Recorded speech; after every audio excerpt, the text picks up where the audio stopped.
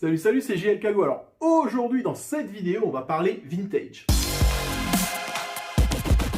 Si je vous montre ce petit Goldorak, vous allez dire oui bien sûr je le connais. Et effectivement c'est peut-être l'une des pièces les plus connues par les collectionneurs de vintage bien entendu, et même par les collectionneurs on va dire récents. Qui n'a pas entendu parler du petit Goldorak Fabian Plastica?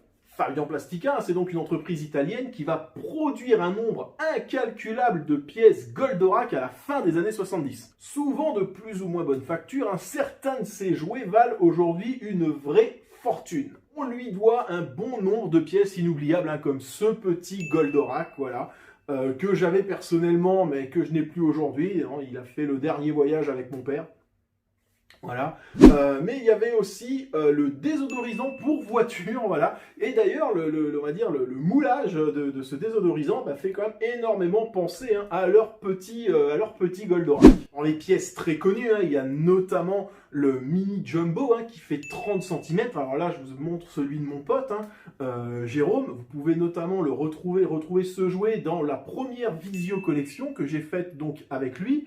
Et voilà ce qu'il donne aujourd'hui en boîte. Va falloir commencer à allonger un petit peu les bifetons, si jamais vous voulez au jour d'aujourd'hui vous le procurer en boîte ce jouet, parce qu'il n'est pas vraiment donné, on va dire.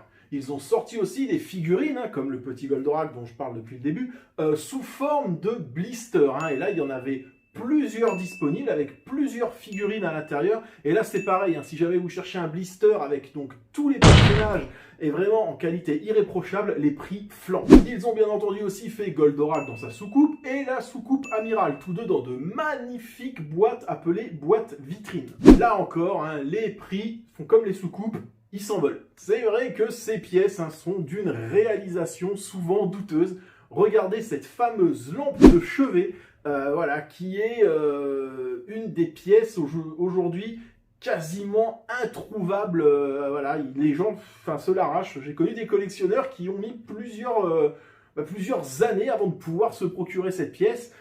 Et honnêtement, moi je foutrais pas ça à mon gamin parce que je pense qu'il aurait peur quand même. Et ce marché s'adresse vraiment à un public de collectionneurs vraiment spécialisés dans le vintage. Ils ont même fabriqué des grosses boîtes. Alors ça faisait quand même, j'en ai déjà vu moi personnellement, ça faisait quand même des grosses boîtes, des boîtes vitrines, donc où tout le dessus et le devant étaient donc en transparent.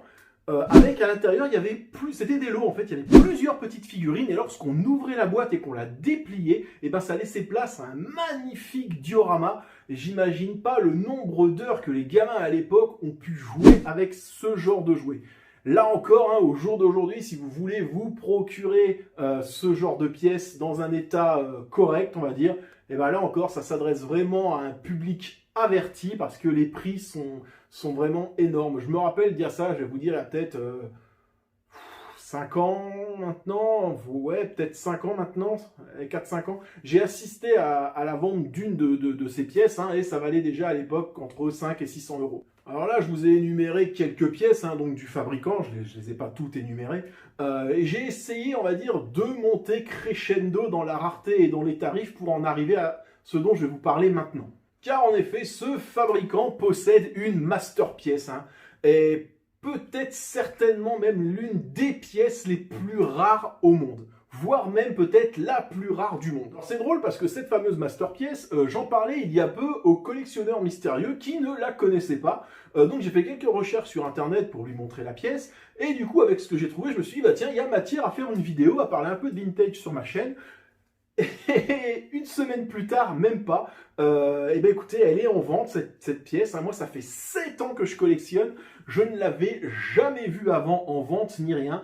Il y a même quelques temps de ça encore, certains pensaient que cette pièce était un mythe, une légende, un bootleg ou même une pièce fabriquée par un fan comme ça, du bidouillage maison. Donc écoutez, voilà, je ne sais pas si vous avez deviné de quelle pièce il s'agit, mais vous allez le découvrir tout de suite. Il s'agit donc du Fossoirak, le Drill Spacer de chez Fabian Plastica. Alors je vais vous passer quelques photos pendant qu'on en parle un petit peu de cette pièce. Et comme l'on peut voir, c'est du pur Fabian Plastica, parce que même si l'on replace ça dans le contexte du fin des années 70, ben ça reste pas très joli comme pièce. Comme je vous l'ai dit, cette pièce est très peu connue et souvent qualifiée de bootleg. C'est surtout à cause d'un détail, à cause de ceci. Regardez bien, quand on retourne en fait tout simplement la soucoupe, eh bien on voit le petit Goldorak le plus connu du monde, le Fabian Plastica. Donc je pense on peut insérer dans le Fossoirak pour faire croire que le Goldorak s'insère dedans. Alors regardez bien les proportions entre les jambes du Goldorak, même le Fossoirak et la tête du Goldorak. On peut vraiment voir que c'est louche, c'est bizarre. Et c'est vraiment pour ça, avec le peu de photos qu'on avait à l'époque sur Internet, que cette pièce, en fait, beaucoup croyaient que c'était un fake, quoi, tout simplement. À l'heure actuelle, avec les recherches que j'ai faites, il est recensé dans le monde seulement 2 pièces, deux Fossoirak, donc en parfait état en boîte. Seulement 2 dans le monde. Pour moi, c'est très certainement le jouet le plus rare. Alors, pourquoi est-il si rare? Simplement parce qu'au moment de son lancement, eh bien, l'usine Fabian Plastica a fermé. Il n'y en a eu que très peu de produits et très peu se sont retrouvés sur les étals des magasins.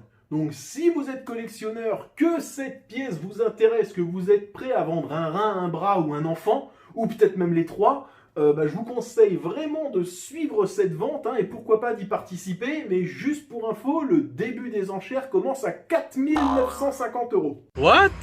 J'espère que cette petite vidéo informative, donc sur, pour moi, je pense, la pièce la plus rare de la licence Goldorak, écoutez, vous aura plu. Je vous invite en commentaire à laisser, bien entendu, vos impressions, écoutez, sur Fabian Plastica.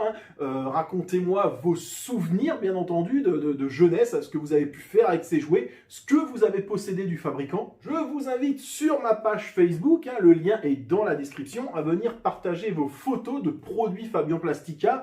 Et s'ils ont une histoire à me la raconter, je les repartagerai ensuite sur ma page. Ça fait toujours plaisir, ce genre de post. Et la dernière question que je vais vous poser, c'est est-ce que vous seriez prêt à mettre une telle somme dans un objet pour votre collection, aussi rare soit-il? Écoutez, voilà, je pense vous avoir tout dit. N'oubliez pas, si vous avez des questions à me poser, j'ai toujours ma FAQ, ma foire aux questions des 500 abonnés. Alors oui, maintenant ils sont dépassés, mais j'ai toujours pas fait la vidéo, ça ne saurait tarder. Donc, posez-moi vos questions tout simplement pour cette FAQ, j'y répondrai avec plaisir. Quant à moi, il ne me reste plus qu'à vous souhaiter peut-être de bonnes enchères. Dites-moi si vous comptez enchérir aussi, ça m'intéresse mine de rien. Une bonne continuation, et puis on se dit à bientôt. Allez, salut, c'était GLK Go.